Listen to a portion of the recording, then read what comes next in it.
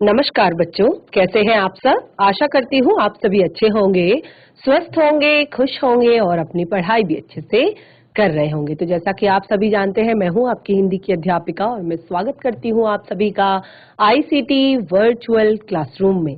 और आज हम यहाँ पर एकत्रित हुए हैं पढ़ने के लिए क्लास 8 की हिंदी। क्लास 8 के हिंदी में, जैसे कि आप सभी को पता है, हम अपने व्याकरण का पाठ लेकर चल रहे हैं। जो चैप्टर है हमारा 2 शुरू हो गया है व्याकरण में, वो है वर्ण विचार।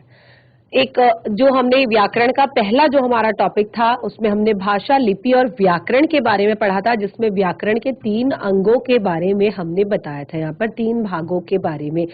तो सबसे पहले जब हम ये तीनों भाग क्लियर कर लेंगे, उसके बाद हम अपनी जो हमारी लिटरेचर की पाठ्य पुस्तिका है, यानी कि जो हमारी जो हिंदी की जो वसंत पाठ्य पुस्तिका भाग 3 है, उसको फिर हम शुरू करेंगे। तो ये व्याकरण का जो आपका सेशन है बहुत ही ज्यादा इंपॉर्टेंट चल रहा है, अभी शुरुआत है। आपको वर्ण विचार यहाँ पर पढ़ाया जा रहा है। तो इससे पिछले सेशन में हमने वर्णों के बारे में काफी कुछ चीजें जान ली थी कि कितने टोटल वर्ण कितने होते हैं हिंदी वर्णमाला में, और इसमें स्वर कितने होते हैं, व्यंजन कितने होते हैं, स्वरों के कितने प्रकार होते हैं, और अब व्यंजन क्या होते हैं इसे हम जानेंगे। तो आप सभी बिल्कुल रेडी हो जाइए अपनी कॉपी पेन पेंसिल लेकर। वैसे तो अभी तक सभी ने अपनी फेयर नोटबुक्स बना ली होंगी, अपनी फेयर नोटबुक पे काम करना शुरू कर दिया होगा। अगर किसी बच्चे ने नहीं बनाई है तो रफ कॉपी में जरूर नोट डाउन करें, क्योंकि बहुत ही इंपॉर्टेंट चीजें हैं। कई बार क्या होता है कि हम याद नहीं रख पाते चीजों को, तो अगर आपने नोट डाउन किया होगा तो आप लोग उनको याद कर पाएंगे जब आपके एग्जाम होंगे। तो हम चलते हैं स्मार्ट बोर्ड की तरफ, शुरू करते हैं अपने आज का सेशन। सभी बच्चे ध्यान पूर्वक पढ़ेंगे और समझने का प्रयास करेंगे। तो अपने लास्ट सेशन में हम स्वरों के बारे में पढ़ चुके थे और स्वरों के भेद भी हम पढ़ चुके थे। तो स्वरों के यहाँ पर 3 भेद मैंने आप लोगों को बताए थे पिछले सेशन में। सभी ने नोट डाउन किया था, सब बच्चे नोट डाउन कर रहे थे, साथ के साथ लिख रहे थे। तो सबने अपनी कॉपी में यहाँ तक तो जरूर लिखा होगा। इसमें स्वरों के 3 भेद हमने आपको बताए, ह्रस्व स्वर, दीर्घ स्वर, प्लुप्त स्वर। तो एक बार आज का जो सेशन है उसमें हम एक बार सारी चीजें पहले रिवाइज करेंगे। एक बार हम सारी चीजों को पढ़ेंगे, रिवाइज करेंगे, उसके बाद हम शुरू करेंगे अपना जो आज का सेशन है। तो कितने वर्ण होते हैं हिंदी वर्णमाला में? पिछले सेशन में आप लोगों ने क्लास अटेंड की थी? अगर पहले, सबसे पहले तो अगर आप लोगों को मेरी आवाज आ रही है तो हैंड रेज करेंगे, हाथ खड़ा करेंगे। यस, बहुत अच्छे से सबको मेरी आवाज आ रही है। हिंदी वर्णमाला में टोटल 44 वर्ण होते हैं, 44 वर्ण होते हैं, ठीक है।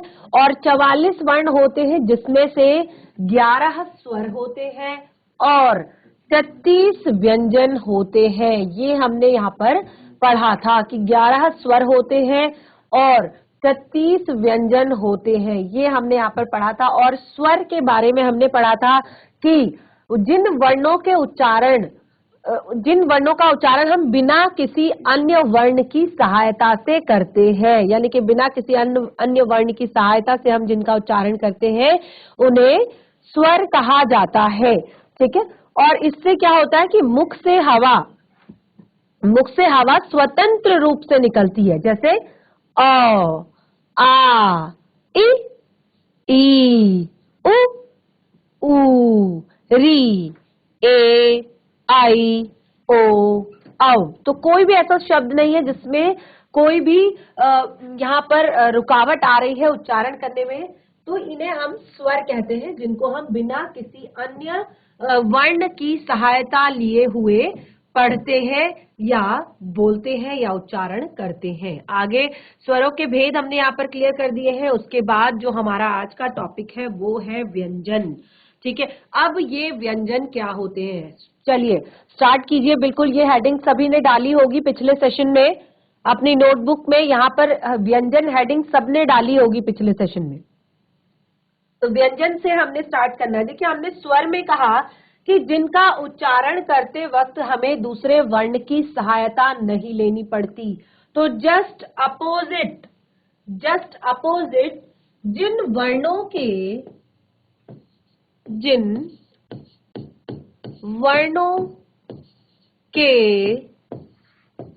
उच्चारण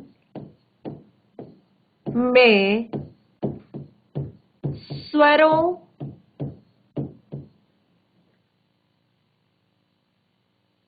की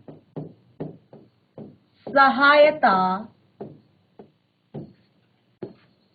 लेनी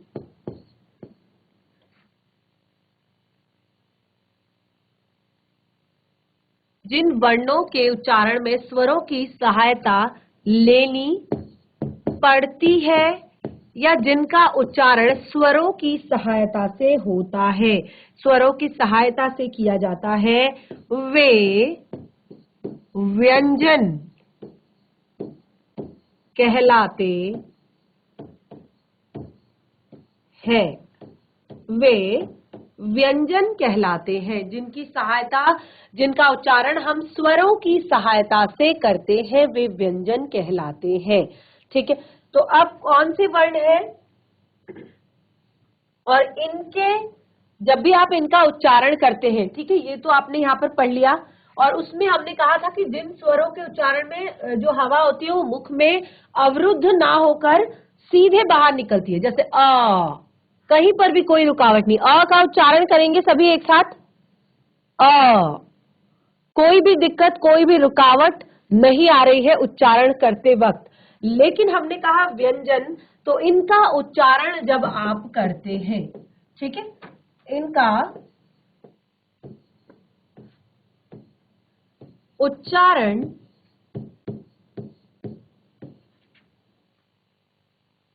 स्वतंत्र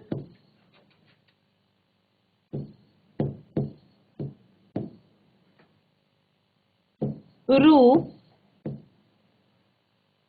में ना होकर मुख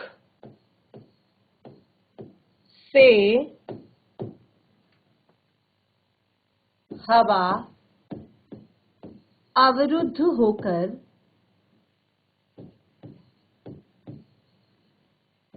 अवरुद्ध होकर यानी कि रुक कर बाहर निकलती है। और एक और पॉइंट,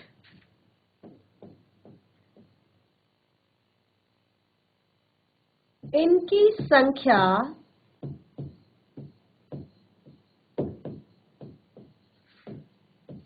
33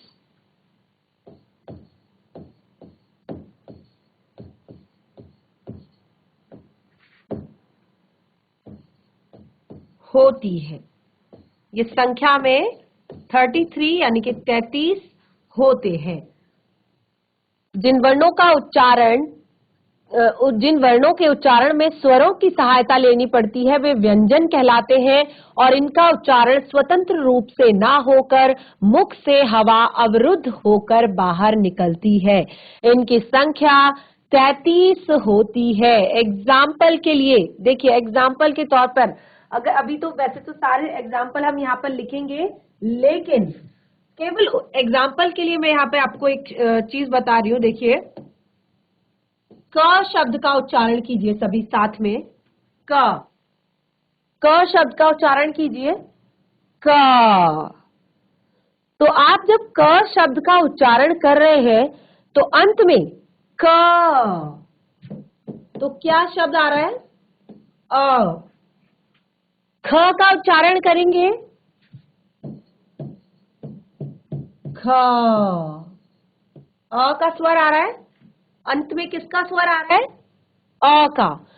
म का उच्चारण करेंगे, किसका स्वर आएगा? अ का। ठीक है, तो ये होते हैं हमारे व्यंजन, जिनका उच्चारण करते वक्त हमें स्वरों की सहायता लेनी होती है।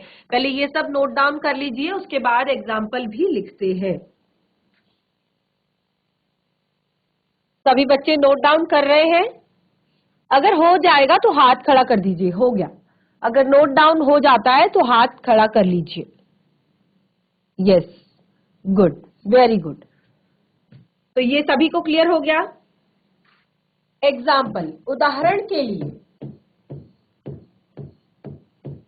जैसे क, ख, ग, घ, ड़, च, छ, ज, लास्ट तक बिल्कुल ठीक है। तो इस तरह से ये जो है ये एग्जाम्पल है व्यंजन के, जिनके उच्चारण में हमें स्वरों की सहायता लेनी पड़ती है, जिनके उच्चारण में हमें स्वरों की सहायता लेनी पड़ती है। अ क्या है? स्वर है, ठीक है। तो अगर हम क का उच्चारण करते हैं तो क का उच्चारण करने के लिए हमें अ का स्वर आ रहा है, क, ठीक है। ऐसे ही ख,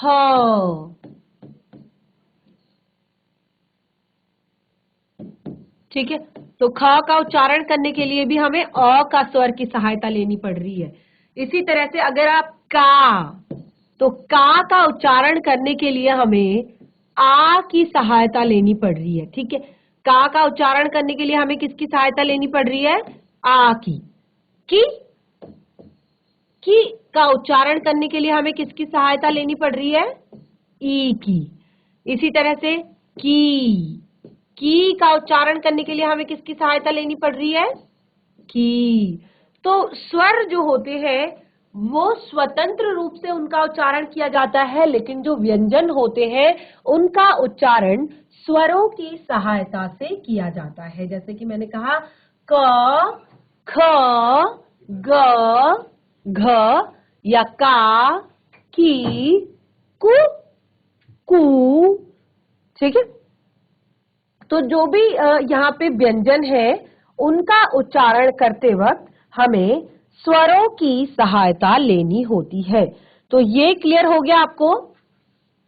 ये क्लियर हो गया होगा, स्वर और व्यंजन। टोटल 44 वर्ण होते हैं हिंदी वर्णमाला में। जब आप छोटे होते हैं ना तो वर्णमाला लिखना सिखाते हैं आपको। तो हिंदी वर्णमाला में टोटल आपके 44 वर्ण होते हैं, 44 वर्ण होते हैं, जिसमें से 33 आपके 11 आपके स्वर होते हैं, 33 आपके व्यंजन होते हैं, ठीक है।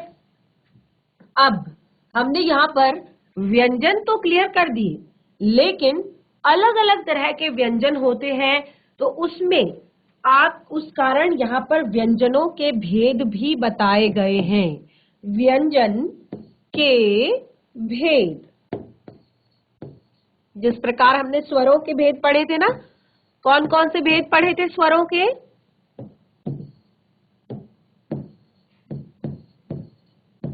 स्वर के कौन कौन से भेद बताए मैंने? चलिए फटाफट हाथ खड़ा कीजिए जिस बच्चे को याद है।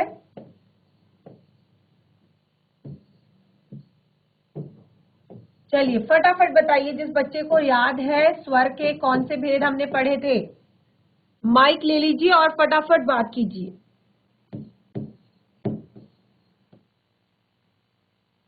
जैसे कि मैं आपसे कहती हूँ ना कि बार बार आप घर पर रिवाइज जरूर करेंगे, जो भी हम यहाँ पर पढ़ते हैं उन चीजों को हम रिवाइज जरूर करेंगे। तो आपने घर पर रिवाइज किया होगा, अगर नहीं भी किया होगा तो भी हमने यहाँ पर कई बार चीजें रिवाइज कर दी हैं। एक ही पंक्ति को हम 2 से 3 बार रिवाइज यहाँ पर करते हैं ताकि हमें लिखते लिखते याद हो जाए चीजें, ठीक है। कल जो नेक्स्ट हमारा सेशन होगा हिंदी का, उसमें हम सबसे पहले डिस्कशन करेंगे यहाँ पर अपने इस टॉपिक पर, उसके बाद ही अगली क्लास पढ़ी जाएगी, ठीक है।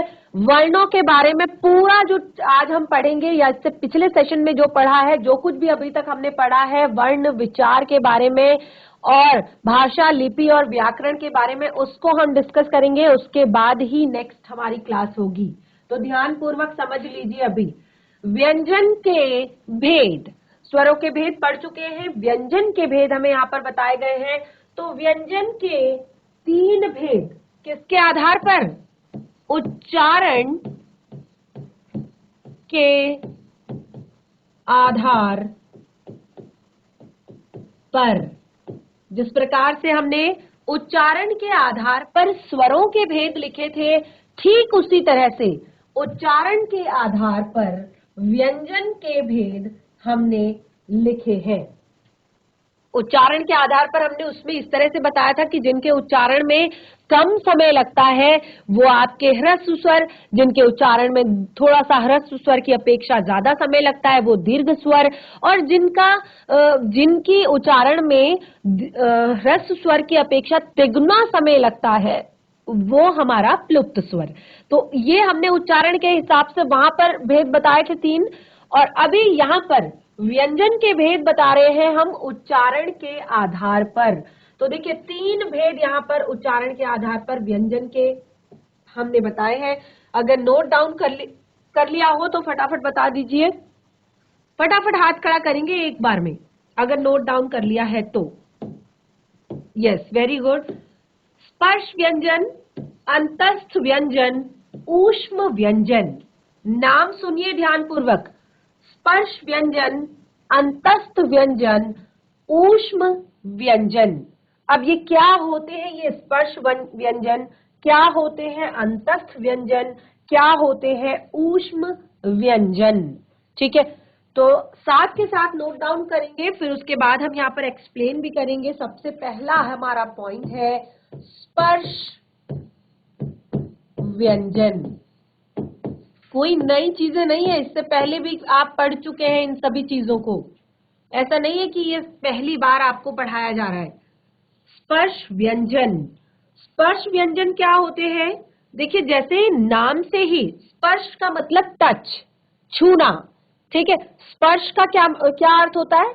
टच या छूना।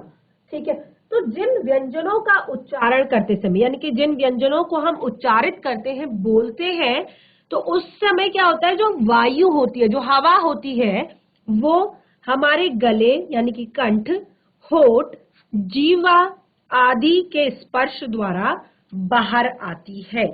ठीक है, क्या होती है कि वो जो वायु, जैसे कहां से निकल रही है हवा? वायु कहां से आ रही है? क का उच्चारण कीजिए सभी, जोर से कीजिए साथ में मिलके। क कहां से निकल रही है वायु?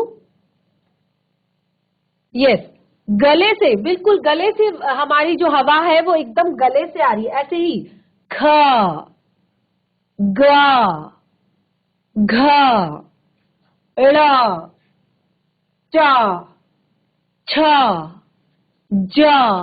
तो सारे व्यंजन जो है, वो जो हवा है वो क्या कर रही है, या तो हमारे गले पे और होठ पे जीवा को स्पर्श करते हुए, छूते हुए बाहर आ रही है, इसीलिए ये स्पर्श व्यंजन कहलाते हैं।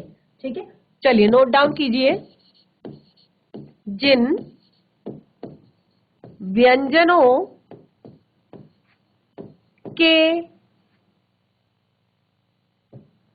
जिन व्यंजनों का उच्चारण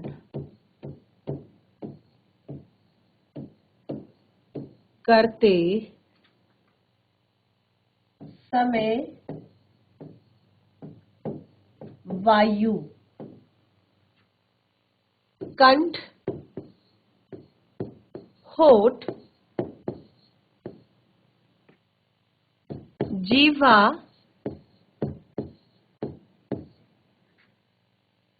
आदि के स्पर्श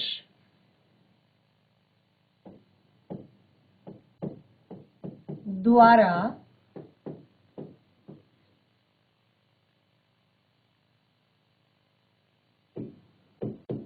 बाहर आए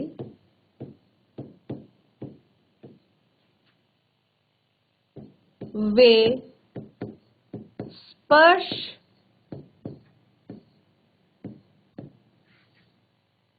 व्यंजन कहलाते हैं। वे स्पर्श व्यंजन कहलाते हैं। ठीक है, तो स्पर्श व्यंजन जो है, अब देखिए स्पर्श व्यंजन का हमने यहाँ पर बता तो दिया कि हमारे कंठ, जीवा और होठों को स्पर्श करते हुए आते हैं। तो इनके आधार पर देखिए हमने कहा कंठ यानी कि गला, होठ, जीवा यानी कि जीभ, तो इसी के आधार पर स्पर्श व्यंजन जो है, इसके आधार पर ही स्पर्श व्यंजनों को के 5 वर्ग हैं। स्पर्श व्यंजनों के 5 वर्ग है। अब ये कौन कौन से 5 वर्ग हैं वो देखेंगे। और दूसरा, प्रत्येक वर्ग में 5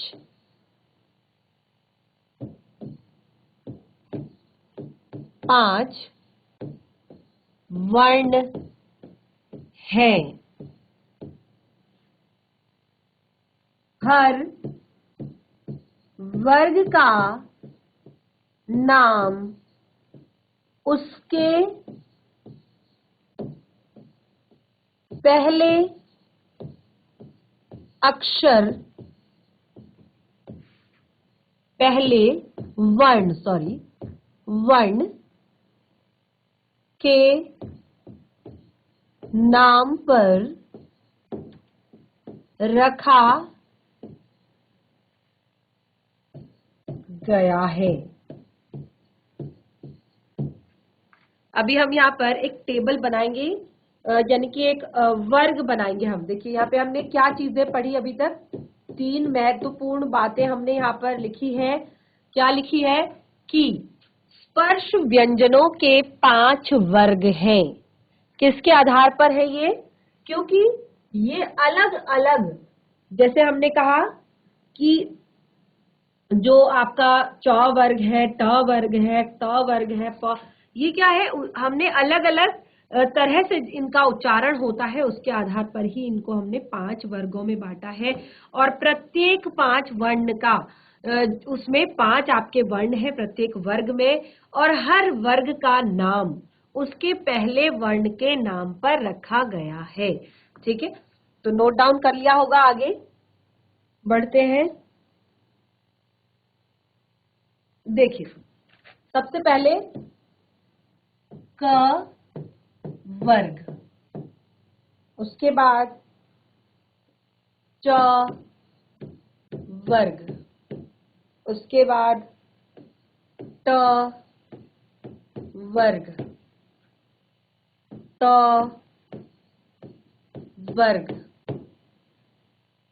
प वर्ग। ठीक है, अब इसमें हम इसी प्रकार यहां पर हम शब्द आपके रखेंगे।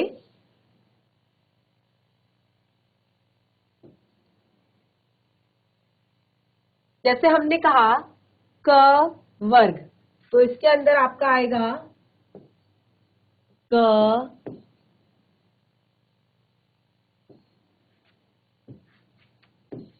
ख, ग, घ, ड़। च वर्ग, च, छ, ज, झ, य। ट वर्ग, ट, ठ, ड, ढ, ण। त, थ, द, ध, न। प वर्ग, प, फ, ब, भ, म। ठीक है, तो ये आप सभी नोट डाउन कीजिए।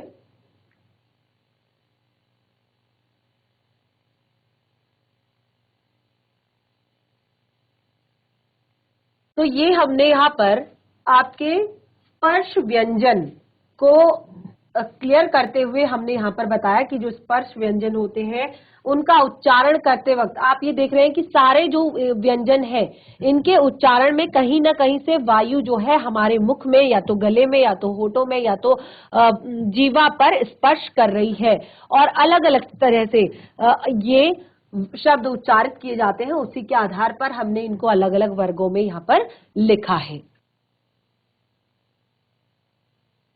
तो बच्चे आज के सेशन में हमने यहाँ पर व्यंजनों के बारे में पढ़ा, व्यंजन की परिभाषा हमने यहाँ पर जानी और साथ ही व्यंजन के भेदों को हमने यहाँ पर पढ़ा और व्यंजन में जो आपका स्पर्श व्यंजन है उसके बारे में हमने यहाँ पर पढ़ा। तो जैसे कि मैं देख रही हूँ कि यहाँ पर बच्चे नोट डाउन भी कर रहे हैं, ध्यान भी दे रहे हैं क्लास में, लेकिन डिस्कशन नहीं करना चाहते हैं। आप अपनी बातें हमसे शेयर नहीं करेंगे, अपनी प्रॉब्लम्स हमारे साथ शेयर नहीं करेंगे, क्लास में डिस्कशन नहीं करेंगे, तो क्लास कैसे इंटरेस्टिंग होगी, कैसे आपको चीजें समझ में आएंगी। ये तो केवल वही बात हो गई कि आपने बोर्ड पे देखा और नोट डाउन किया और बस आपकी पढ़ाई यहीं पे खत्म। तो आपने ये नहीं करना है, आपने क्लास में चीजों को डिस्कस भी करना है, घर जाकर उसको रिवाइज करना है, जो चीज समझ में नहीं आई है उसको क्लास में आकर हमसे पूछना है, हमें बताना है। तो नेक्स्ट जो क्लास होगी, जैसे कि मैं पहले ही बता चुकी हूँ कि हम उस पर पूरी क्लास में शुरुआत में हम डिस्कशन करेंगे जो भी हमने अभी तक पढ़ा है। तो घर पर जरूर रिवाइज करें एक बार जो भी हमने यहाँ पर पढ़ा है। आज का जो हमारा सेशन है वो यहीं पे समाप्त होता है। हम मिलेंगे अपने नेक्स्ट सेशन में, कंटिन्यू करेंगे अपने इस टॉपिक को। तब तक के लिए धन्यवाद। आपका दिन शुभ हो।